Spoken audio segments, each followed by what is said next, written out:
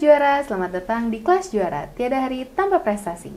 Baik lagi sama aku Maitza, dan di kelas hari ini aku nggak sendirian sahabat juara. Kita kedatangan tamu spesial yang akan membahas sesuatu yang spesial juga. Jadi kalau misalnya sahabat juara udah ngikutin kelas sebelumnya, kita udah ketemu sama Kak Arsyan, sudah membahas juga tentang persiapan menuju perkuliahan gitu ya. Nah sekarang kita akan membahas nih, setelah kuliah mau jadi apa sih? Kita mau kemana sih gitu ya? Apakah sahabat-sahabat juara udah menemukan passionnya sendiri, atau sudah menemukan hobi, dan atau mungkin sahabat juara di rumah ada yang sudah mempunyai usaha sendiri gitu. Nah di kelas hari ini kita akan membahas juga gimana caranya kita milih jurusan, terus dari jurusan itu kita bisa memilih juga universitas terbaik mana yang sekiranya sesuai dengan minat bakat dan juga karir yang sahabat juara ingin tempuh. Nah kita hari ini kedatangan tamu spesial yang merupakan lulusan dari universitas di luar negeri. Ya, universitas mana kita tanya langsung aja. Ada Kak Eza. Saya hai dulu Kak Eza. Hai. Oke, Kak Eza, apa kabar Kak Eza?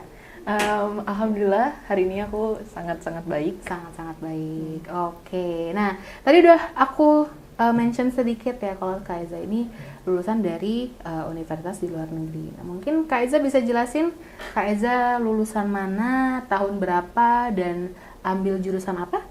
Oke. Sebelumnya aku mau memperkenalkan diri dulu nih ya. Nama aku Ezaria Malia. Aku lulus dari Bangkok University, majoring in Communication Arts. Communication Arts. Dan lulus di tahun 2020 lalu. Oke, jadi belum lama ya, Kak Eza ya. Oke, nah sekarang Kak Eza lulusan dari Communication Arts gitu ya. Berarti mungkin kalau di bahasa Indonesia kan lulusan jurusan komunikasi kali ya, gitu ya, paling dekat dengan itu. Nah, sebelum kita bahas ke situ, kayak Kak Eza merasakan gak nih perbedaannya mungkin communication yang dipelajari di kampus dulu gitu ya, dan mungkin ketika sekarang diterapkan, kira-kira se-align gak nih? Selaras nggak nih sama yang ditekuni sekarang? Kalau sekarang kan aku berprofesi sebagai content eksekutif di Pointstar ya. Jadi daily basis aku tuh bekerja kerjain artikel, kerjain konten-konten di sosial media Pointstar, dan di platform-platform lainnya yang Pointstar milikin ya kan. Jadi menurut aku sih align ya, karena sebelumnya aku mempelajari soal marketing communication strategy lah. Oke. Ya. Jadi kalau bisa dibilang karirnya se-align dengan jurusan yang diambil waktu dulu ya, waktu kuliah. Nah, karena banyak nih sahabat-sahabat juara di rumah yang terkadang mereka kuliahnya di jurusan A tapi bekerjanya di fieldnya yang B gitu, yang berbeda. Nah di sini Kak Eza memberikan contoh bahwa pekerjaan dan juga jurusan yang diambil itu bisa se-align gitu. Oke, kenapa Kak Eza pilih Communication Arts? Jadi sebelumnya itu waktu aku SMA nih, kita nyoba-nyoba SMA itu kita mencari jati diri ya, kayak kita cari apa yang kita paling minatin gitu ya kan. Nah sebelum itu hobi aku tuh masak. Aku suka banget masak, sampai sekarang pun aku masih menekuni. Tapi masak itu kan lebih ke informal ya, karena lebih ke praktis ya, langsung itu. Nah aku untuk formal education-nya, untuk kuliah yang saya kan orang kan ada yang ngambil kedokteran atau apa gitu ya kan. Jadi aku memilih komunikasi. Kenapa komunikasi? Biar menurut aku tuh komunikasi itu field-nya itu tuh di mana aja tuh ada komunikasi. Kita butuh komunikasi di mana aja kan. Kamu bekerja di perusahaan, pasti semua tuh ada field komunikasi, karena komunikasi itu sangatlah fleksibel ya, bilang itu kan fleksibel. Jadi dulunya itu aku suka masak. Terus kenapa aku ngambil komunikasi itu biar aku bisa mengkomunikasikan hobi aku juga gitu. Oke. Nah sekarang masih ditekuni berarti masaknya masih ya? Masih. Oke. Nah kalau kita ngobrolin tentang komunikasi, oke tentunya betul ya kita pasti butuh yang namanya komunikasi, dan ketika kita mengambil itu sebagai jurusan, kita belajar dan explore lebih banyak lagi gitu. Jadi nggak hanya komunikasi juga, pasti strateginya lebih banyak juga gitu kan. Yang kita pelajari juga pasti lebih banyak. Nah, dulu nih Kak Eza waktu zaman-zaman masih SMA sempat kepikiran nggak? Maksudnya kalau kita ngobrolin dari jurusan yang diambil gitu ya, apakah itu langsung terbesit di pikiran ketika kita lulus SMA nih, kayaknya aku mau ngambil jurusan komunikasi aja deh, atau emang udah dirancang atau udah kepikiran dari dulu-dulu gitu? Sejujurnya aku baru sangat memikirkan itu di umur kita kelas 2 SMA itu ya 15-16 lah ya, 15-16. Itu pas tiap umur segitulah aku pas kelas 11 gitu. Jadi nggak yang dari kelas 10, kelas 1 SMA aku udah tahu nih gitu ya kan. Aku explore kayak, karena aku masuk kan IPS, aku mikir ini pelajaran IPS apa yang paling aku minatin gitu. Sejujurnya dulu aku suka banget sama pelajaran bahasa Inggris. Hanya bahasa Inggris aja. Hanya bahasa Inggris. Kayak ekonomi aku kurang suka, aku kurang minat. Geografi aku kurang minat. Jadi yang paling aku suka itu di bahasa Inggris gitu, di bahasa Inggris. Bahasa ya. Oke. Nah, terus ketika udah mulai kebayang nih, kayaknya nanti mau ngambil jurusan komunikasi gitu ya, yang akhirnya memantapkan Kak Eza untuk menentukan aku kedepannya bakal ambil komunikasi karena mungkin akan membantu juga di karir kedepannya gitu, itu apa sih? Gitu. Kalau untuk aku jadi kayak fix nih aku mau ngambil komunikasinya itu karena satu itu untuk kedepannya, untuk kerjanya itu lebih gampang kan, karena yang kayak tadi aku bilang hampir semua perusahaan butuh orang komunikasi karena kan sangat fleksibel ya. Itu yang bikin aku ini sih, yang menitik beratkan aku, karena komunikasi menurut aku gampang untuk cari kerja gitu, dan fleksibel ya. Oke. Nah, untuk menuju ke sana nih gitu ya, untuk menuju ke ngambil jurusan komunikasi, Kak Eza ada persiapan secara detail nggak, atau kayak ada persiapan khusus nggak nih? Dari kapannya kita udah tahu ya, mungkin dari kelas 10 SMA gitu, atau dari kelas 11 gitu ya, kelas 11, 12, terus persiapannya sendiri untuk Kak Eza kemudian ngambil jurusan komunikasi itu apa? Persiapannya sih aku aku ngeliat kayak pas zaman kita kan udah ada YouTube ya, alhamdulillahnya udah ada YouTube.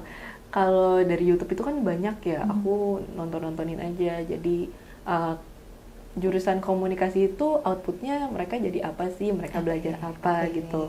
Jadi aku banyak belajar dari YouTube ya, banyak research dari YouTube gitu, dari YouTube. Dari YouTube, karena memang udah istilahnya YouTube udah kita nyari apa aja ada gitu ya sekarang. Oke. Nah, terus kenapa akhirnya dari kita udah ngobrolin istilahnya udah timeline-nya ya, kita ngobrolin timeline-nya dari kelas 11, kayaknya aku mau ngambil komunikasi, terus kelas 12 terus cari-cari tahu lewat YouTube segala macam. Nah, kenapa pilihannya jatuh di Universitas Bangkok itu, di Bangkok University? Sejujurnya sebelumnya itu aku nggak coba SBM dan aku nggak coba PTN sama sekali, karena sebelumnya kenapa aku di luar, mama aku itu bekerja di Kemenlu, mama aku diplomat. Lalu mama aku udah bilang kemungkinan besar aku akan kuliah di luar karena sekalian ikut mama, nemenin mama kan. Nah, tapi aku belum tahu nih di mananya. Nah, tapi paling basic preparation itu kan pasti setiap mau kuliah di luar itu kita butuh tes bahasa Inggris ya, tes bahasa Inggris. Jadi setelah aku lulus, aku ngambil IELTS preparation class. Lalu ya aku belajar bahasa Inggris, aku ngambil IELTS gitu. Nah, kenapa jadinya di Bangkok? Kenapa jadi di Bangkok? Itu karena lokasi juga sih, lokasi satu Bangkok juga nggak jauh itu untuk bolak-balik pulang pergi ke Indonesia. Dan nggak jauh juga kan sama mama kan, karena bisa dampingin mama. Dan kalau kenapa di Bangkok University itu terkenal dengan communication arts-nya gitu. Jadi memang udah yakin nih ya dengan communication arts, dan akhirnya nyari juga dan dapat di yang memang universitasnya itu sangat bagus gitu ya di field communication arts. Oke. Keren. Nah, kan Kak Eza kalau bisa dibilang dari universitas luar negeri gitu ya, dan di sini aku contohnya bisa mencontohkan aku lulusan dari PTN gitu. Nah, aku bisa sih melihat 1-2 hal lah ya gitu ya yang mungkin berbeda kalau bisa dibilang gitu. Jadi tadi Kak Eza udah sempat nyinggung dia ada tes ya, tes IELTS ya namanya, tes IELTS gitu. Nah, kalau di universitas di Indonesia itu juga ada, kita juga ada tes, tapi biasanya dan umumnya itu tesnya TOEFL gitu. Mungkin itu yang membedakan gitu ya. Jadi dari universitas luar, tesnya itu IELTS gitu. Terus kalau yang di dalam negeri itu kita tesnya TOEFL gitu. Nah, kira-kira kalau Kak Eza bisa kasih, mungkin sambil flashback juga kali ya gitu ya.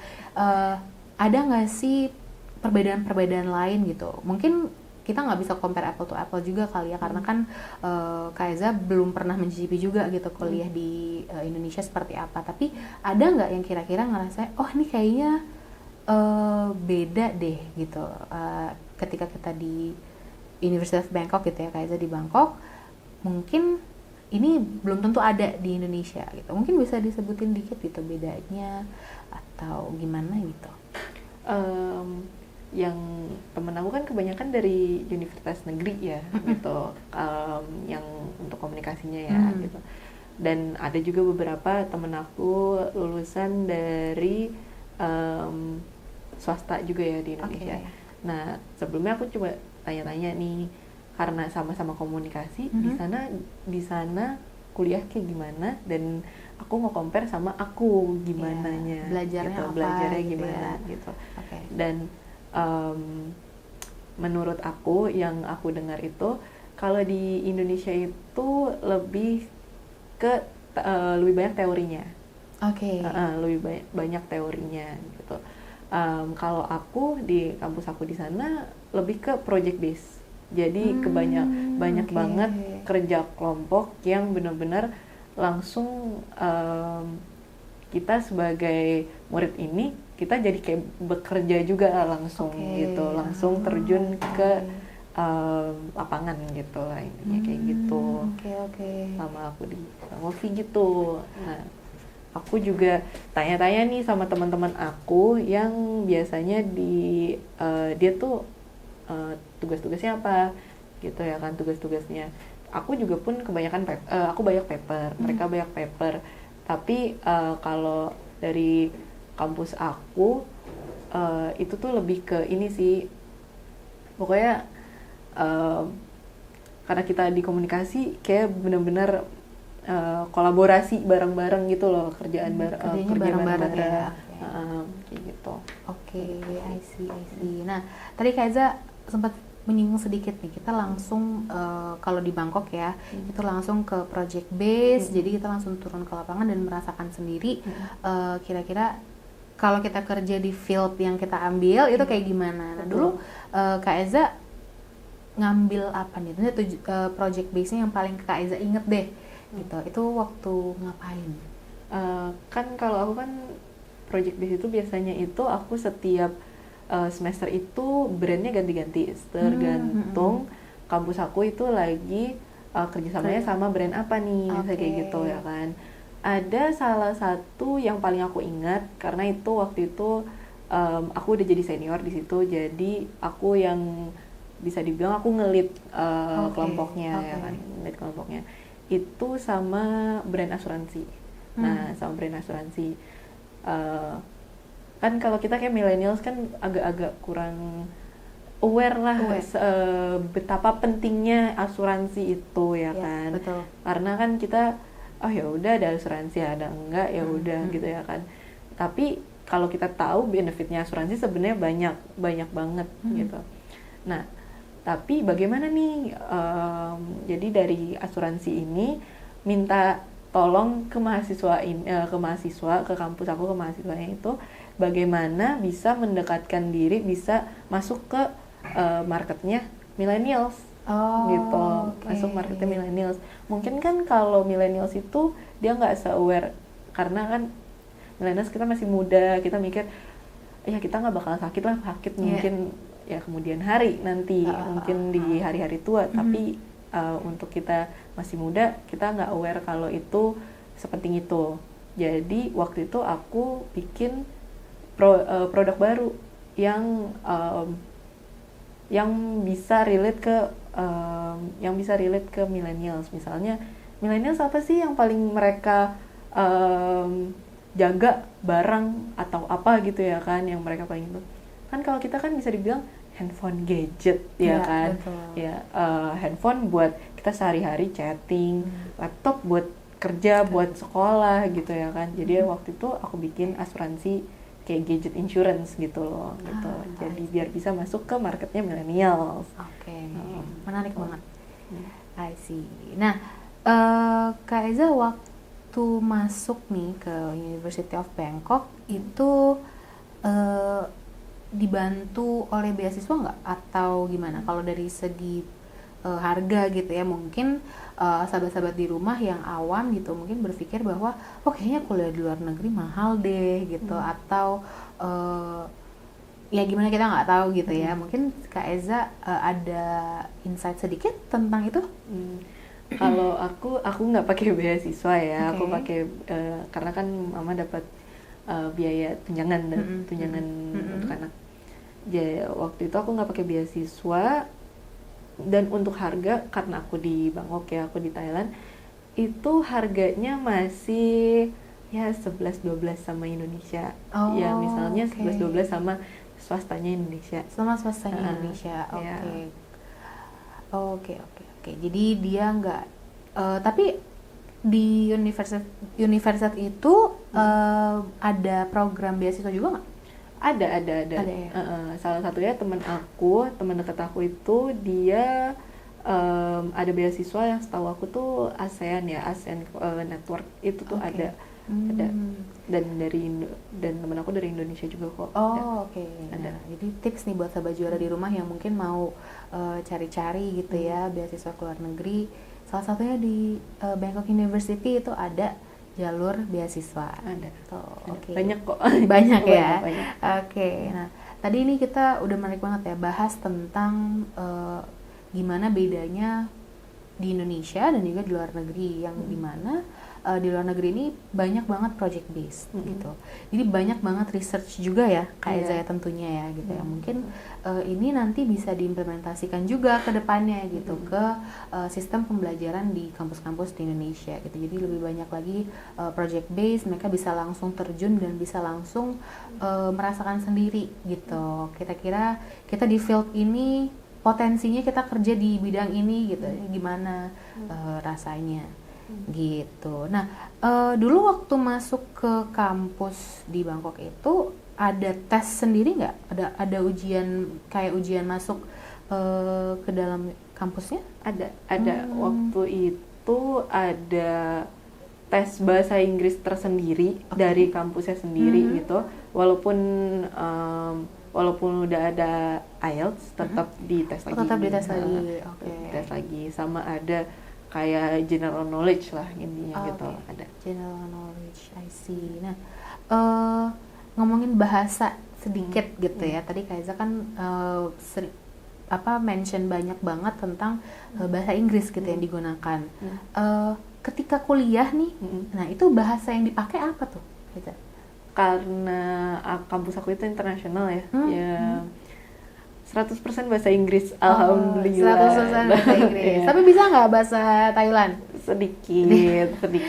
Nah itu tapi apakah, kan kita nyebutnya kampus internasional ya, tapi apakah itu tetap ada pelajaran bahasa Thailand di kampus, dan apakah itu menjadi satu hal yang mandatory gitu atau harus diambil oleh mahasiswanya yang belajar di situ? Kalau dari kampus aku itu nggak mandatory, tapi kita emang harus ada ambil beberapa bahasa ya, maksudnya jadi ada kayak free elective ya. Free elective itu pelajar kelas-kelas yang terserah kita mau ngambil apa gitu ya kan. Nah kalau free elective itu kebanyakan itu yang disediain kelas-kelasnya kelas-kelas bahasa, jadi ada bahasa Thailand, ada bahasa Korea gitu. Dan waktu itu kalau aku ngambil bahasa Thailand karena lagi ada di Thailand. Oke. Nah tadi kita udah bahas tentang belajar bahasa juga gitu ya. Nah ini mungkin satu pertanyaan yang sahabat-sahabat juara di rumah pada kepo nih. Ada nggak health insurance di kampus? Kalau di kampus aku ya ada health insurance untuk semua siswanya, dan juga ada free clinic. Jadi kalau sakit bisa ke klinik situ. Oke. Itu menarik banget karena di kampus aku dulu juga kita punya klinik yang untuk mahasiswanya memang gratis juga. Jadi health insurance itu penting ya, dan fasilitas kesehatan itu tentunya sangat penting khususnya untuk mahasiswa, apalagi mahasiswa-mahasiswa yang jatuhnya merantau kali ya, gitu kayak Kak Eza kan istilahnya merantau ya, gitu dari Indonesia ke Bangkok gitu. Oke, jadi sangat menarik banget nih ya, kita udah ngobrolin banyak tentang Kak Eza yang memilih karirnya dari awal, kira-kira aku nanti mau berkarir di jurusan komunikasi, kemudian dia banyak research dan akhirnya bisa nih masuk ke universitas yang memang jurusannya sangat terkenal di komunikasi gitu. Jadi untuk tipsnya nih mungkin terakhir Kak Eza, gimana supaya kita bisa menentukan itu semua gitu, kayak dari memilih gitu ya, aku kayaknya pengen ngambil jurusan ini deh, terus yakin dan sampai akhirnya kita bisa berada di posisi itu, kita jadi mahasiswa jurusan yang kita inginkan. Kak Eza ada tips sedikit nggak yang bisa di-share ke sahabat juara di rumah? Kalau dari aku tetap kalau yang kamu udah tahu nih kamu mau apa, kamu mau suka apa gitu, ditekunin aja terus gitu. Yang penting kamu udah tahu nih maunya apa, gitu. Nentuin kalau dari situ udah gampang sih, tentuin aja. Terus sama bilang banyak-banyak berdoa. Itu pasti banget, itu banyak-banyak berdoa. Hal yang paling penting itu gitu ya. Hal yang paling penting. Terus juga restu dari orang tua sih. Dari orang tua. At the end of the day memang restu yang akhirnya bisa membantu juga ya untuk kita menunjang karir kita. Betul. Gitu. Nah, jadi sahabat juara mau kuliah di mana nih kira-kira nanti? Mau pilih jurusan yang sesuai dengan nanti karir path-nya, mau ditentukan dari sekarang atau nanti ketika sahabat juara mau masuk perkuliahan. Bisa komen-komen di bawah.